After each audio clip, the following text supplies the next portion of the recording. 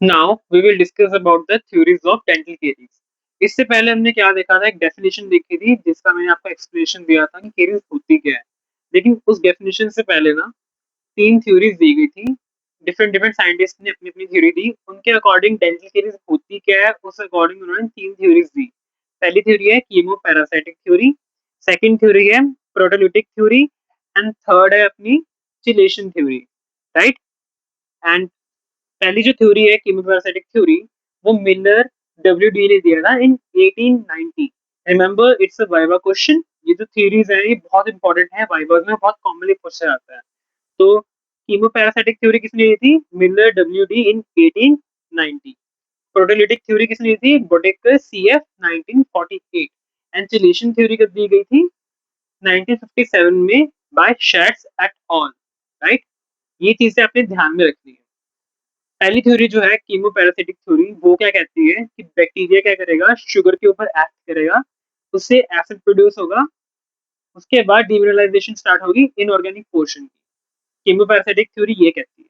Main main आपको बता रहा हूँ ताकि आगे आप जाके इसको थ्योरी में कन्वर्ट कर लोगे, आई नो दैट। लेकिन मेन क्रक्स जो है वो यही है कि बैक्टीरिया एक्ट करेगा शुगर के ऊपर, उससे एसिड बनेगा जिसकी वजह से डिमिनरलाइजेशन स्टार्ट हो जाएगी। राइट। उसके बाद हम आएंगे प्रोटीलिटिक थ्योरी पे। वो क्या कहता है कि पहले ऑर्गेनिक जो कंपोनेंट होगा ना, तो उसका पहले वो टूटेगा। उसके टूटने के बाद वहां पे क्या बनेगा, एक पाथ बन जाएगा, एक रास्ता बन जाएगा जिसके कारण जो है बैक्टीरिया ट्रेवल करेगा और एनिमल को बाद में अटैक करेगा। ये कहता है प्रोटीलिटिक थ्योरी। थर्ड थ्योरी जो है वो है चिलेशन थ्योरी। ये मोस्ट एक्सेप्टेड थ्योरी है। आज तक की सबसे ज्यादा एक्सेप्टेड थ्योरी जो है वो चिलेशन थ्योरी ही है। चिलेशन थ्योरी दी थी शेड्स एट ऑल ने इन 1957। राइट। इसमें ये चीज है कि इसमें डिफरेंट डिफरेंट कंपोनेंट्स एक्ट करते हैं। फॉर एग्जांपल इसमें आपका टूथ आएगा पहले, फिर डेंटल प्लाक आएगा, आपकी डाइट कैसी है, और टाइम, कितने टाइम के लिए वो ड्यूरेशन है, यानी कि खाना कितने टाइम तक वहां पे एक्यूमुलेटेड है।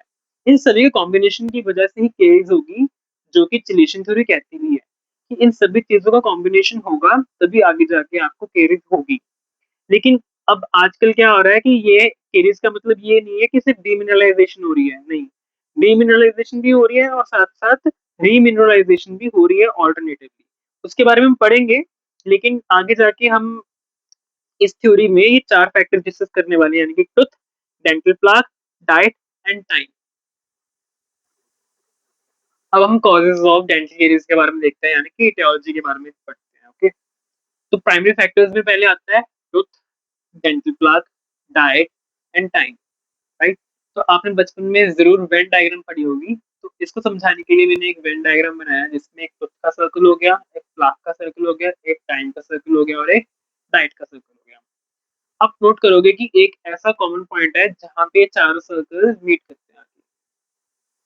जहाँ पे चारों सर्कल मीट करे, यानी कि जहाँ पे चारों फैक्टर्स प्रेजेंट हुए, वहां पे डेंटल केरीज जरूर होगा ही होगा। इनमें से कोई एक फैक्टर भी अगर निकल जाएगा ना, तो केरीज नहीं होगा। राइट। ये चीज दिमाग में रखना है। ऐसा नहीं हो सकता कि हाँ, अगर एक फैक्टर निकल गया तो केरीज तब भी होगी, नहीं होगी। और फॉर एग्जाम्पल अगर मैं ये वाला पोर्शन चेक करूँ, क्या यहाँ पे केरीज है?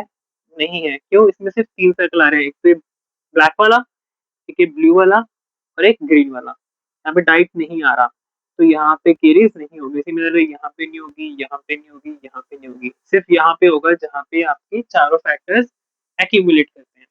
अब टूथ, टूथ रोल कैसे प्ले करता है? राइट। टूथ पे ना केरीज जब होती है तो वो डिफरेंट डिफरेंट फैक्टर्स पे डिपेंड करता है।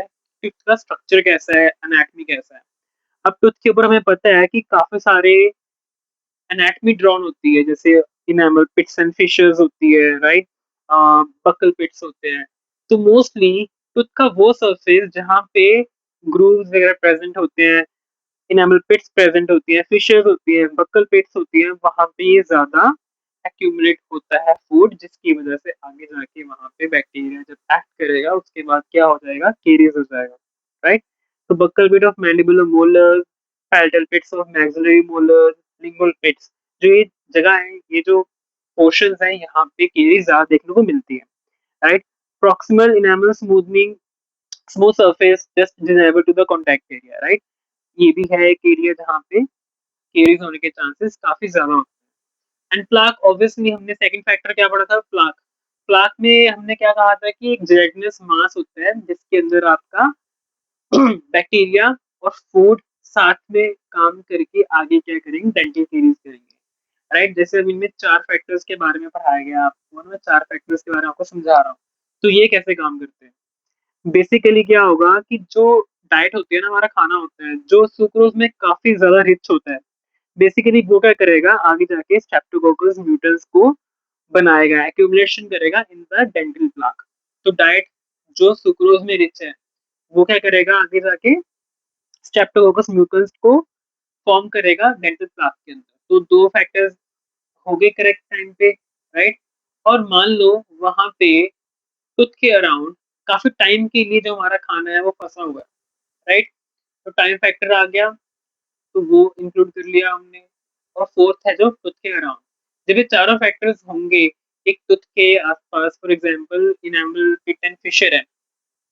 इनेमल पिट एंड फिशर होता क्या है, इट्स ए डिप्रेशन ना, एलिवेशन एंड डिप्रेशन है ना। बेसिकली हम डिप्रेशन ही बोलेंगे क्योंकि होता बिल्कुल पतली से लाइन ही होती है वो।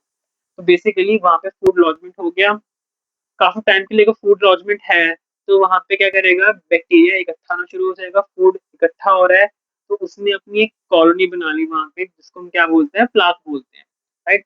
प्लाक जब बन गया वहां पे तो आसपास क्या हो जाएगा, काफी ज्यादा एसिडिक एनवायरमेंट क्रिएट हो जाएगा, जिसकी वजह से क्या होगा, जो सलाइवा का बफरिंग एक्शन है ना वो खत्म हो जाएगा, ठीक है ना। जब सलाइवा का अगर बफरिंग एक्शन खत्म हो गया तो आगे जाके उसकी वजह से क्या हो जाएगा, डेंटल केरीज होनी स्टार्ट हो जाएगी, राइट। डाइट में तो मैं आपको बता ही दिया हूँ कि डाइट में जो फूड होता है जो सुक्रोज में काफी ज्यादा रिच होता है, हम उसकी वजह से ज्यादा प्रेवलेंट मानते हैं कि केरीज आगे जाके होगी ही होगी, ठीक है ना। ये चीज है, जैसे टॉफीज हो गई आपकी, चॉकलेट्स वगैरह हो गया, अगर ये काफी ज्यादा खा रहे हो आप तो उसकी वजह से केरीज हो जाती है। लेकिन अगर आप अपनी डाइट सुधार लो, ठीक है, जैसे कुछ फैक्टर्स होते हैं डाइट के अंदर जैसे phosphates, calcium lactate, fluoride, vitamin B 6, right. तो अगर आपका फूड इस चीज में रिच है, डाइट में आपके सारे फैक्टर्स आ रहे हैं, तो आपको केरीज जल्दी जल्दी नहीं होगी। एंड टाइम, मैंने टाइम को क्यों एक फैक्टर बोला है, ये नहीं है कि आज आपने टॉफी खाई 5 मिनट बाद वो केरीज होगी, नहीं, ऐसा नहीं होता। अगर फूड लॉजिंग काफी लंबे टाइम के लिए चलती है एंड उसी पॉइंट उसी जगह पे बार बार फूड एक्यूमुलेट हो रहा है काफी टाइम के लिए, उसकी वजह से ही आगे जाके केरीज होगा, अदरवाइज ऐसे केरीज नहीं होती है। इसके अलावा जैसे मैंने प्राइमरी फैक्टर्स है, उसके अलावा जैसे ना मॉडिफाइंग फैक्टर्स भी होते हैं जिनमें सलाइवा, सेक्स, हेरिडिटरी, ठीक है ना, ऑक्यूपेशन, ये सब फैक्टर्स जो है वो रोल प्ले करते हैं। अब सलाइवा के अंदर भी ना अपना क्या होता है, मैंने क्या बोला था कि एक बफरिंग एक्शन होता है, ठीक है ना। बफरिंग एक्शन के बारे में मैं आपको ये बता सकता हूँ कि बेसिकली वो क्या करता है, हमारे ओरल हाइजीन को मेंटेन करता है, यानी केरीज को वो रोकने की कोशिश करता है, ठीक है ना। उसके अंदर एंटी माइक्रोबायोलॉजिकल प्रॉपर्टी होती है सलाइवा के अंदर, जो कि बेसिकली क्या होती है, लाइसोजाइम। लाइसोजाइम का एक एंटी माइक्रोबियल प्रॉपर्टी होता है जिसकी वजह से आपको केरीज नहीं होती, ठीक है ना। It helps in the remineralization of early caries lesion due to presence of calcium, phosphate and fluoride, okay.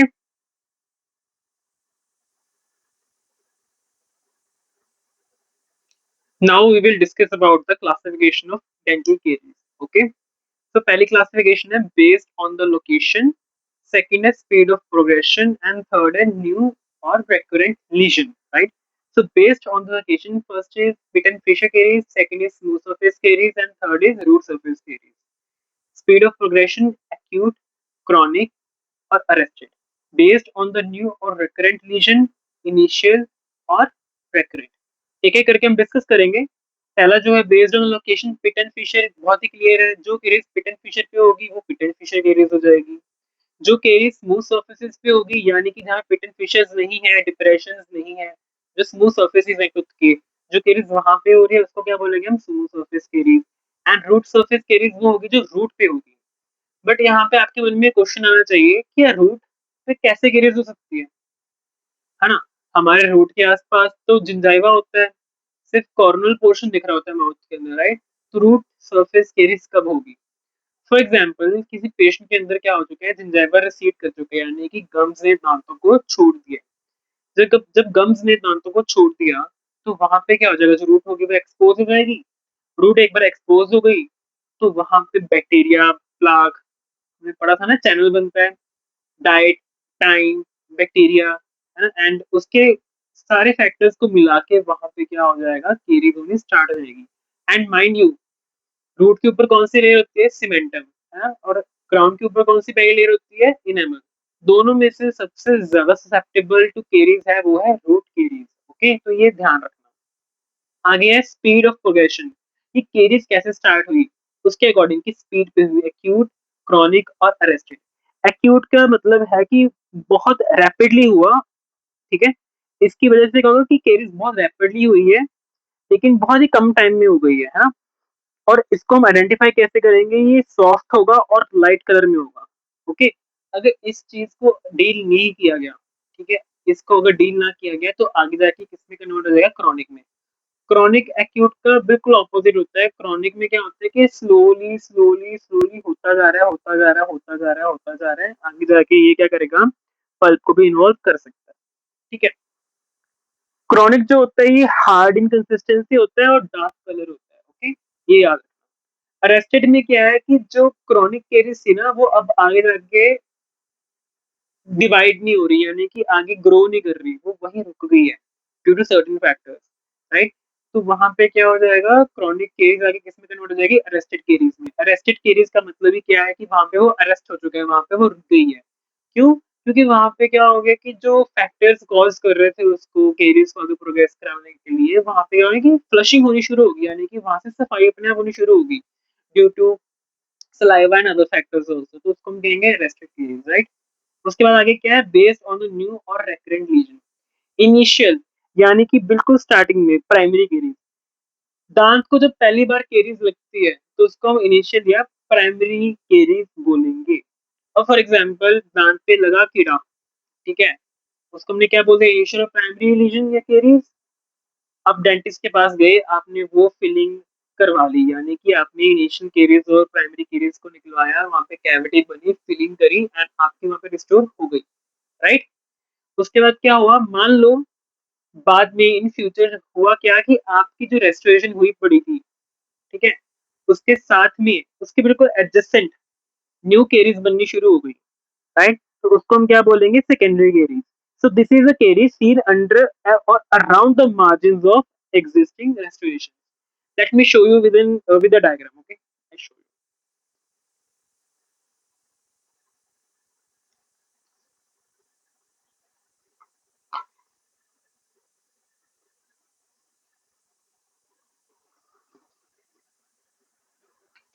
So suppose ये आपका टूथ है, राइट, ये लेयर्स होगी,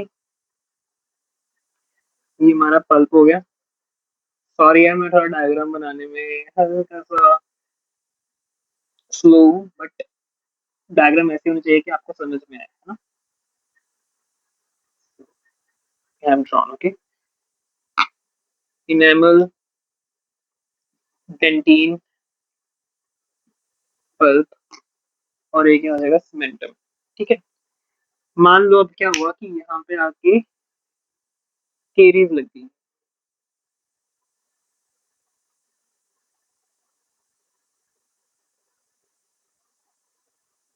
तो सबसे पहली केरीज लगती है वो हमारी क्या हो जाएगी,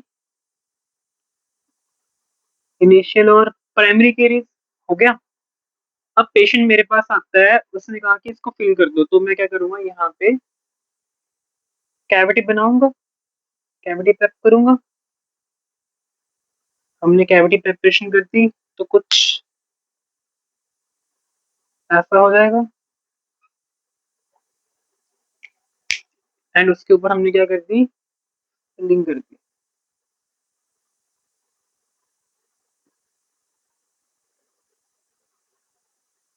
सो दिस इज फिलिंग डन। अब मान लो फ्यूचर में क्या हुआ कि पेशेंट की निग्लेक्टेंस की वजह से, या फिर कई बार क्या होता है कि कोई डेंटिस्ट भी अच्छे से फिलिंग नहीं करते हैं, उसकी वजह से क्या होता है, यहाँ पे साथ में सेकेंडरी केरीज हो जाती है, तो एडजेसेंट यानी कि बिल्कुल साथ में यहाँ पे, या फिर अंडरनीथ, यानी कि केरीज यहाँ से यहाँ पहुंच सकती है। ठीक है, तो इसको क्या बोलेंगे हम, जो ये वाली केरीज है जो कि मार्जिन पे हुई है या फिर नीचे हुई है रेस्टोरेशन की, इसको क्या बोलेंगे हम, सेकेंडरी केरीज, फिर सेकंड टाइम हुई है। सो this is secondary caries. Okay, diagrammatically आपको ये समझ में आ गया। नाउ फोर्थ क्लासिफिकेशन जिसके बारे में आपको मैं बताने जा रहा हूँ वो है based on the extent of dental caries.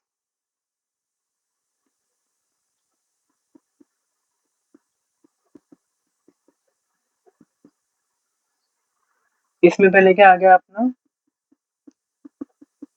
इंसिपिएंट, दूसरा क्या आ गया अपना, कैविटेटेड। फिफ्थ क्लासिफिकेशन क्या आ गई, बेस्ड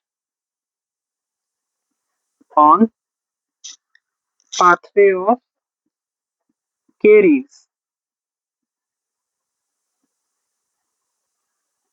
forward, backward.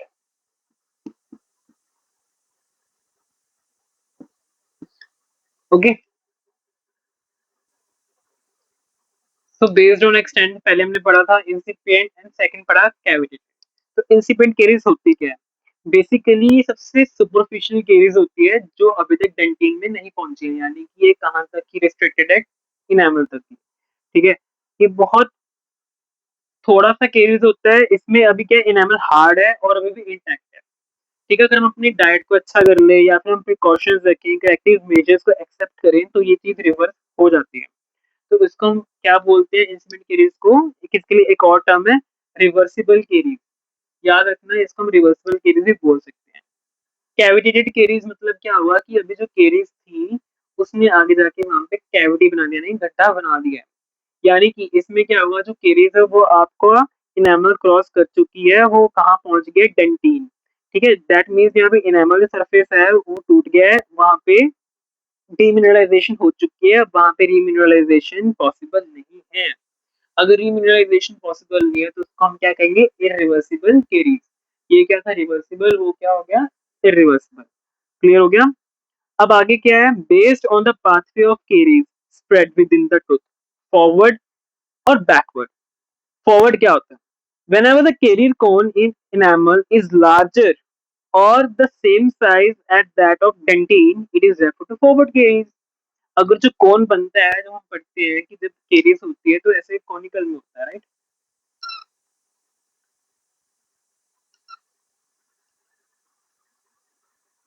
अगर वो इससे बड़ा है या फिर सेम साइज का तो हम उसको क्या बोलेंगे, फॉरवर्ड केरीज। ठीक है, बैकवर्ड केरीज क्या हो गया, whenever the spread of caries along the dentino enamel junction exceeds the caries cone in enamel. The caries extend into enamel from the junction. Since the spread of caries here is in the backward direction, it is referred to as backward caries. ठीक है, हालांकि ये caries का जो classification है forward and backward इतना पूछा नहीं जाता, बस आप ये याद रखो कि साइज का, अगर साइज सेम है और लार्जर तो फॉरवर्ड है, और अगर वो रिवर्स में जा रहा है, बैकवर्ड जा रहा है, तो वो बैकवर्ड है। ओके, इसके अलावा और क्लासिफिकेशंस भी होती है, जैसे based on the number of surfaces involved, simple, compound and complex. Simple में क्या होता है आपका कि सिर्फ एक सर्फेस इन्वॉल्व है, कंपाउंड में क्या होगा, दो, एंड कॉम्प्लेक्स में क्या होगा, मोर देन थ्री, राइट। बाकी इसमें अदर फैक्टर्स जैसे आगे, based on whether caries is completely removed और नॉट ड्यूरिंग ट्रीटमेंट। ठीक है, मान लो, एक based on whether caries is not removed completely। मान लो डेंटिस्ट ने क्या किया, removed caries but slide portion left रह गया, तो उसकी वजह से जो केरीज होगी उसको हम क्या बोलते हैं, रेसिड्यूल केरीज। या फिर जो वो केरीज है वो आगे जाके जब क्लिनिकली शुरू होगी तो हम उसको क्या बोलेंगे, रेसिड्यूल केरीज, राइट। ये चीज हो गया। बाकी इसके बाद आगे एक आता है based on the age of the patient. Factor पे भी डिपेंड करता है केरीज की कितना ज्यादा फ्रिक्वेंटली होगा या नहीं होगा, right? Let me show you.